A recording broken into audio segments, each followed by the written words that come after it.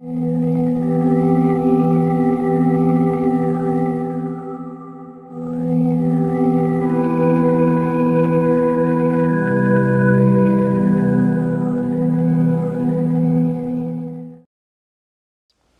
tests confirm remains exhumed from a Philadelphia grave belong to Chicago's most notorious serial killer, Dr. H.H. Holmes. In the 19th century, Holmes built his Chicago hotel into a death trap, adding a gas chamber and industrial oven in the basement. It's believed he killed dozens of people there during the 1893 Chicago World Fair. But it was the murder of his business partner that led to his conviction and hanging in Philadelphia. The History Channel series raised doubts that Holmes possibly escaped from prison before execution, but tests confirm the body does belong to him. आप सब ने murder houses के बारे में तो सुना ही होगा।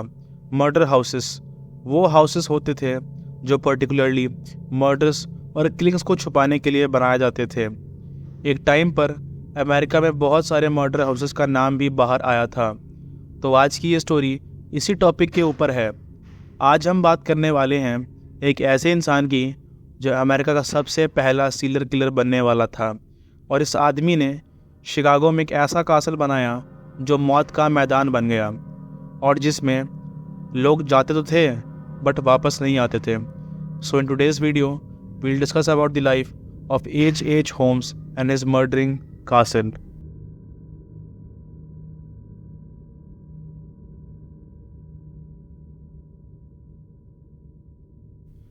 Holmes, जिसका असली नाम हरमन वेबस्टर मर्जेट था, 16 मई 1861 को न्यू हैम्पशायर के एक छोटे से कस्बे लिमटाउन में पैदा हुआ। उसके पेरेंट्स का नाम था लीवाई हॉटन मर्जेट और थियोडोर पेज प्रिंस। हरमन के डैड बहुत सारे काम करते थे, जैसे कि हाउस पेंटर और ट्रेडिंग का काम, बट उनकी मेन आमदनी फार्मिंग से आती थी, जो उनकी फैमिली कई जनरेशन से करती आ रही थी। इतना काम करने का ये मतलब नहीं था कि हरमन की फैमिली पुअर थी। लीवाई काफ़ी अच्छे पैसे कमा रहे थे और कभी कभी हरमन उनकी फार्म में हेल्प भी कर देता था। लीवाई की रिस्पेक्ट बहुत ज़्यादा थी उनकी फैमिली में, और ये रिस्पेक्ट उनके डर की वजह से थी। लीवाई बहुत ज़्यादा अब्यूसिव थे टुवर्ड्स होम्स, और यह बात याद रखना कि हरमन ही होम्स है। हरमन के डैड अलग अलग चीज़ों का यूज़ करते थे टू डिसिप्लिन देयर किड्स, जैसे कि isolation and even food deprivation. उसके पिता ने बच्चों को चुप करने के लिए केरोसिन में भिगोए हुए कपड़ों का भी इस्तेमाल किया। इस ट्रॉमा से बचने के लिए हरमन पास के जंगल में जाया करता था, जहां उसने जानवरों का डाइसेक्शन करना शुरू किया, जिससे उसका फैसिनेशन लाइफ एंड डेथ में बढ़ने लगा। इस टफ चाइल्डहुड की वजह से हरमन के लिए एक मीनिंगफुल रिलेशनशिप बनाना बहुत ज़्यादा प्रॉब्लम्स का कारण बना। उसका झूठ बोलना और फ्रॉड करना उसके इसी नेचर को बढ़ावा देता है। इन्वेस्टिगेशन से पता चलता है कि सीरियल किलर्स अक्सर बचपन में अब्यूसेस का सामना किया करते थे, जो होम्स के केस में भी था। इसके अलावा उसने स्कूल में भी बुलिंग का सामना किया, जहां उसके इंटेलिजेंस के लिए उसे बुली किया गया। एक समय उसके क्लासमेट्स ने उसे एक डॉक्टर्स क्लिनिक में धक्का देकर बाहर से बंद कर दिया, और उसके चेहरे पर एक स्केलेटन का हाथ भी रख दिया, जो उसके एनाटॉमी में रुचि जगाने के लिए उसका कारण बना। हरमन बहुत ज़्यादा इंटेलिजेंट भी था, as I have mentioned earlier, जिसकी वजह से उसने ग्रेजुएशन सिर्फ 16 साल की उम्र में कंप्लीट कर ली थी। ग्रेजुएशन कंप्लीट करने के बाद हरमन ने जॉब ढूंढना स्टार्ट किया, और उसे एक स्कूल में टीचिंग जॉब भी मिल गई थी, और साथ ही साथ वो अपने फादर की भी हेल्प किया करता था फार्म पे। उसने 1884 में यूनिवर्सिटी ऑफ मिशिगन में अपनी मेडिकल की पढ़ाई शुरू करी। कुछ एक्सपर्ट्स ये मानते हैं कि बचपन में उसका fascination towards death and violence उसकी पर्सनैलिटी के डार्क ट्रेड्स को रिवील करता है। ये वो वक्त था जब उसने एक्सपेरिमेंट्स और मैनिपुलेशन की तरफ अपना इंटरेस्ट दिखाना शुरू किया।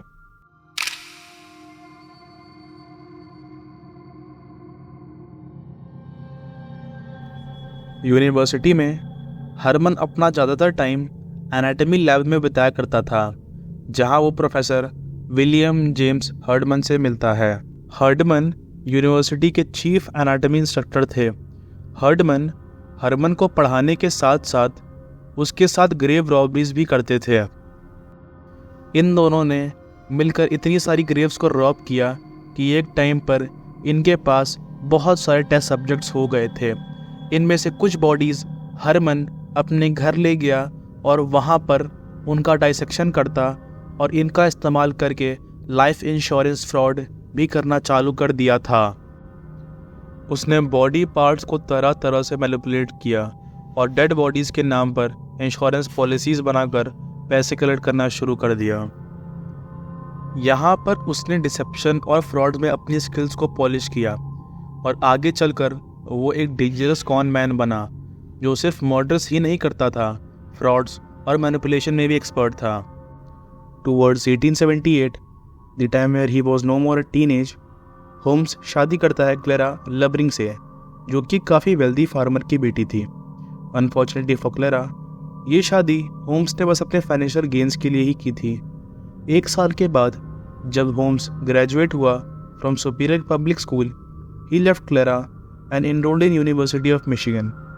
होम्स ने क्लेरा के पैसों का यूज़ करके अपनी ट्यूशन की फ़ीस पे करी थी। लेटर अपने चार्म का यूज़ करके औरतों के पैसे हड़पना उसका फेवरेट ऑब्सेशन बन गया। At one point he had 3 wives in 3 different cities और वो औरतें एक दूसरे के बारे में कुछ भी नहीं जानती थीं। होम्स एक बहुत ही चार्मिंग, हैंडसम और परसुएसिव इंसान था जो कि औरतों को कन्विंस करने में बहुत ही माहिर था to take life insurance policies, naming him as a beneficiary. Reports कहती हैं कि होम्स ने क्लेरा से कभी ऑफिशियली डिवोर्स लिया ही नहीं था, तो टेक्निकली क्लेरा और होम्स 20 साल तक मैरिज में थे। होम्स ने इंश्योरेंस कंपनी के साथ बहुत बार फ्रॉड किया using pseudonyms for himself. He also used multiple dead bodies in carrying out his schemes. Holmes ऊपर से जितना ही केयरिंग और जेन्युइन दिखता था, अंदर से उतना ही मैनिपुलेटिव था। इन 1884 होम्स ग्रेजुएट हो गया था मेडिकल स्कूल से and he also received his MD, और उसने अपना नया टाइटल लगाना भी शुरू कर दिया था, which was doctor Henry Harvard Holmes AKA H. Holmes. Being a doctor, उसके पास सारे टूल्स और रिसोर्सेज का एक्सेस था which he would need in order to continue his killings.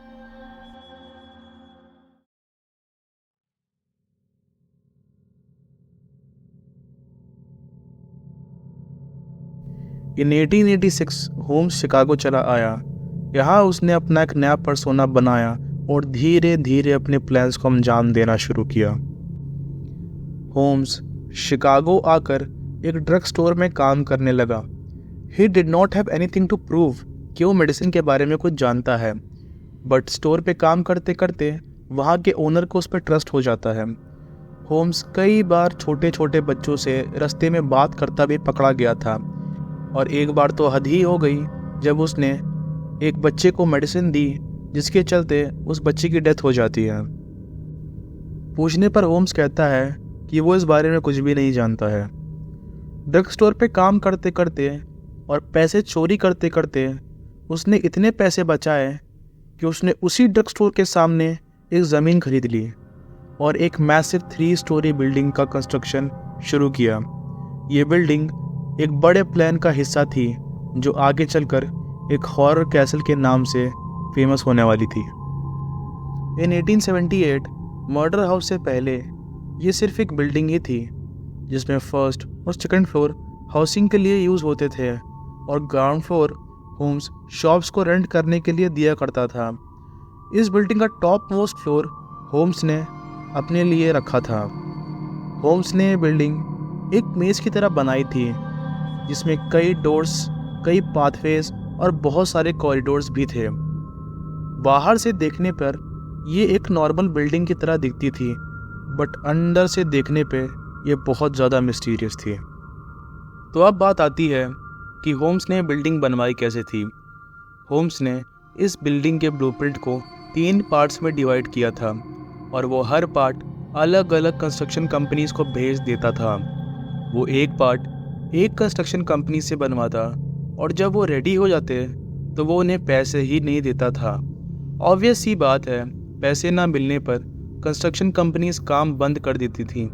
But this year was 1800s। इस टाइम पर Chicago में बहुत सारे कंस्ट्रक्शन के काम चल रहे थे, तो कंपनीज होम्स के ऊपर अपना टाइम ना वेस्ट करते हुए कोई और काम पकड़ लेती हैं। वो एक पार्ट एक कंपनी से बनवाता, फिर दूसरा पार्ट दूसरी कंपनी से। ऐसा करते करते उसने पूरी बिल्डिंग ही रेडी करवा ली और पैसे भी नहीं दिए। इसका एक रीज़न ये भी था कि वो किसी भी वर्कर को बिल्डिंग का असली लेआउट नहीं बताना चाहता था, और आखिर में वो बिल्डिंग एक मेज़ की तरह बन गई।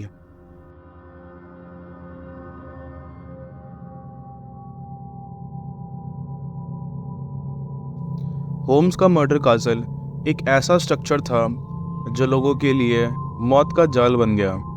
आए तो लोग यहाँ सपनों के साथ, पर वापस नहीं गए। इस कैसल में कुछ रूम्स साउंड प्रूफ और हिडन चेम्बर से भरे हुए थे।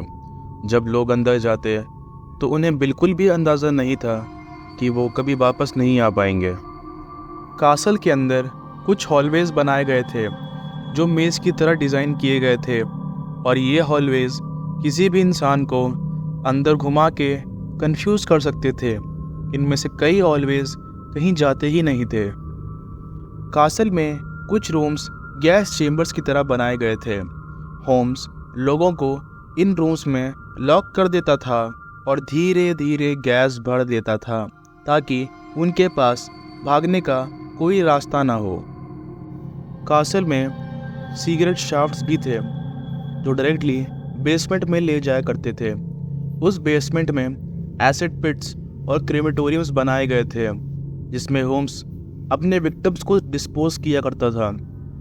1892 में जब उसकी बिल्डिंग का कंस्ट्रक्शन ख़त्म हो गया, तब उसने पूरी बिल्डिंग को होटल में कन्वर्ट कर दिया, जिसके प्राइसेस बहुत ही ज़्यादा लो थे। इसकी वजह से शिकागो पोर्ट पे जो भी लोग आते थे वो होम्स की होटल में ही रुकते थे। But these prices were justified, क्योंकि इस होटल के रूम्स इतने भी बड़े नहीं थे। ज़्यादातर रूम्स छोटे ही थे, जिसमें एक बेड, एक बाथरूम और एक टेबल भी था। बट वन डे ट्रैवलर्स के लिए दिस वॉज चीप इनफ। ज़्यादातर रूम्स एक ट्रैप की तरफ ले जाया करते थे जहाँ से कोई भी वापस नहीं आ सकता था until होम्स wants it। अगर तुम ध्यान दोगे तो इस होटल में वेटिंग रूम और रिसेप्शन ही हैं जो बड़े थे। होम्स जो भी टूरिस्ट आते उन्हें मार देता था या स्लीपिंग गैस से बेहोश कर देता था। फिर होम्स इन सारी बॉडीज़ को बेसमेंट में फेंक देता था। उसने हर रूम में एक ऐसा पाथवे और डोरवे बनाया था जहाँ से अगर वो बॉडीज़ को ले जाता था तो किसी को भी पता नहीं चलता था। फिर वो इन बॉडीज़ को इसी डोर के थ्रू पुश कर देता था जहाँ से वो बेसमेंट में गिर जाती थी और किसी को कुछ नहीं पता चलता था। होम्स अपने बेसमेंट में बॉडीज़ को इसलिए फेंकता था क्योंकि उसके बेसमेंट में एसिड पिट्स थे जहाँ वो बॉडीज़ को डिस्पोज किया करता था। –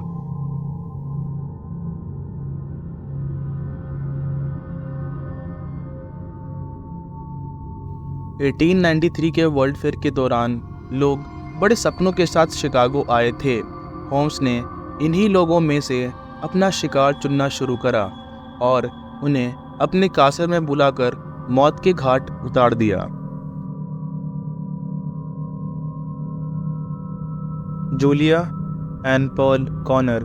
जूलिया होम्स के कैसल में काम करने वाली एक औरत थी जो जल्द ही उसके साथ रोमांटिकली जुड़ गई। होम्स ने बाद में जूलिया और उसकी बेटी पर्ल को तब मार डाला जब वो एक रुकावट बन गए। उस दिन के बाद से उनका शरीर कभी नहीं मिला। एमिलियन सी ग्रैंड। एमिलियन होम्स की सेक्रेटरी थी। वो होम्स के आकर्षण में आकर उसका शिकार बन गई। आखिरकार उसे भी मार दिया गया।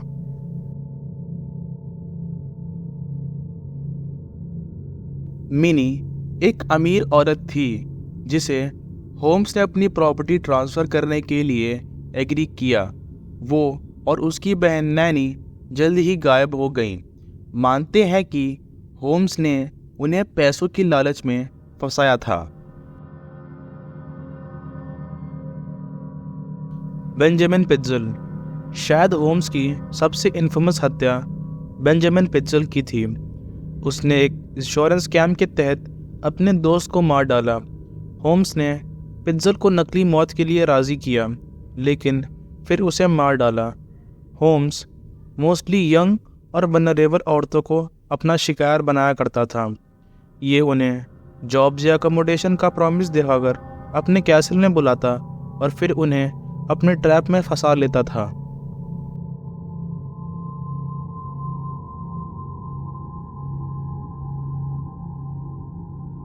होम्स के स्कैम्स और फ्रॉड्स की खबर धीरे धीरे लॉ इन्फोर्समेंट तक पहुंच गई। 1894 में होम्स को अरेस्ट किया गया और उसके कैसल की तलाशी ली गई। तलाशी के दौरान पुलिस को कुछ ऐसी चीज़ें दिखीं जो किसी भी इंसान को अंदर से हिला सकती थीं। कैसल के अंदर तलाशी के वक्त पुलिस को कुछ ऐसे रूम्स और टॉर्चर डिवाइसेस मिले जो किसी भी नॉर्मल इंसान की समझ के बाहर थे। पुलिस को अंदर से बॉडीज़ के रिमेन्स, एसिड पिट्स और कुछ ऐसे एविडेंसेस मिले जो मल्टीपल मर्डर्स को प्रूव करते हैं।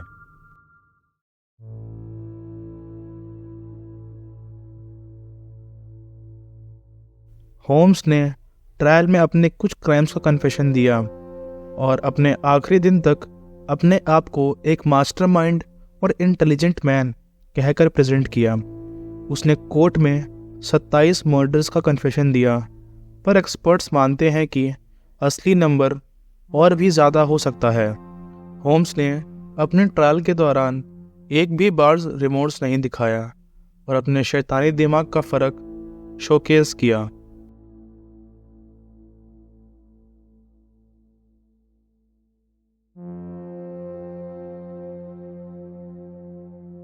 सात मई 1896 को होम्स को फांसी दे दी गई और इसके कुछ महीने बाद उसका कैसल भी जलकर ख़त्म हो गया। अब ये कैसल कैसे जला ये किसी को भी नहीं पता। रिपोर्ट्स कहती हैं कि ये काम किसी अननोन आर्सनिस्ट का हो सकता है जिसकी होम्स से दुश्मनी हो सकती है। आज भी लोग होम्स की कहानी सुनकर डर से भर जाते हैं और उसका नाम ट्रू क्राइम्स के वर्ल्ड में हमेशा के लिए लिखा गया है। दोस्तों, अगर आपको ये कहानी अच्छी लगी तो इस वीडियो को लाइक करें और हमारे चैनल रेड स्पैरो को सब्सक्राइब करें ताकि हम ऐसी और कहानियाँ आप तक पहुँचा सकें।